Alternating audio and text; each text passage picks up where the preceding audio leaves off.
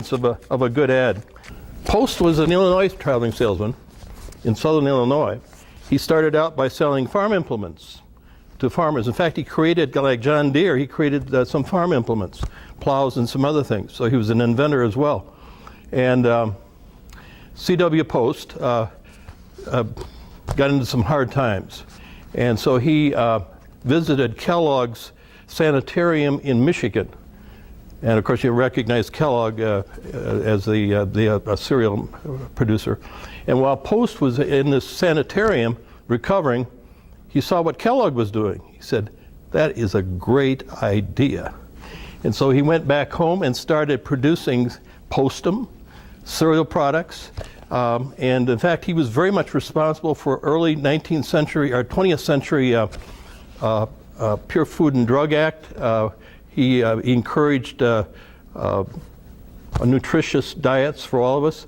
And Post was very influential. He was probably one of the first ever to run an advertising campaign. It came from DeKalb, and it made DeKalb a large community, and it had a lot to do with NIU being there because of the money that the barbed wire created.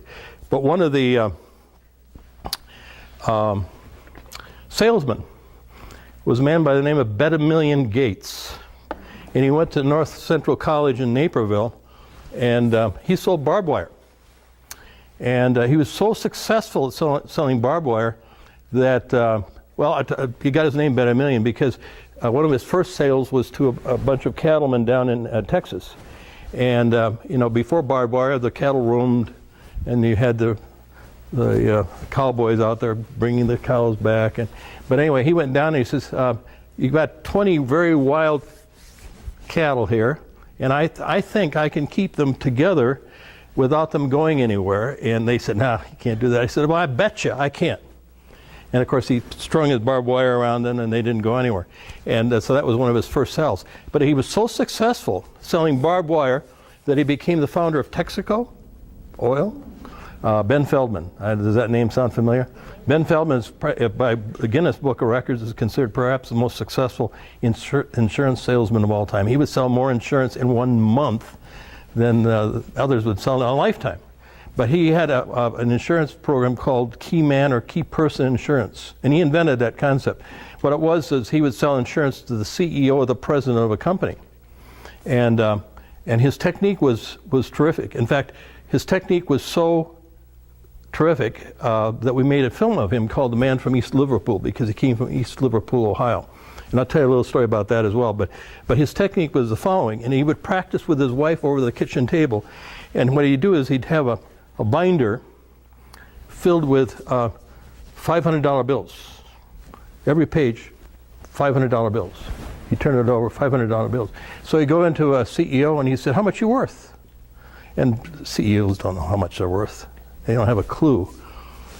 And of course, you sell insurance to the CEOs because if they leave or die, what's going to happen to the company? But anyway, he said, "Well, are you worth as much as it's on these pages here?" And he kept turning the pages, kept turning the pages, kept turning the pages. And finally, he would close and he says, "You're worth many times more than what's in this binder. And if you don't understand that, you're impoverished. You're impoverished to your family and to your company." Well, he was wonderful. You look at him, this guy, he can't sell anything. You look into his eyes, he's like a Medusa. You say, "Oh, I gotta buy, I gotta buy." In fact, that's what happened. When we did the film, the producer, the director, and the cameraman all bought insurance from him. That's how irresistible that guy was. We had kind of a rule of thumb that in town, you were supposed to stop at least 8 houses in an hour. If you didn't do that, you weren't going to make your $100 a day, and that was the deal. Now, I didn't get $100, but my goal was to sell $100 worth of products in a day, and I would make $40 of that, which isn't too bad. But in a farm, it would be like 3 to 4, because farmers would buy more. Well, anyway, one of these stops at a farm, I walked up, and you frequently see these dogs in farms, and the smaller the dog, the worse they are, as you know. And this dog came to me. I thought, well, this is a piece of cake. This is not going to be a problem. That darn dog came up to me, ripped my pants off. And he did. And I was standing there, half naked, And the lady comes out of the house, she says, everything okay? I said, what?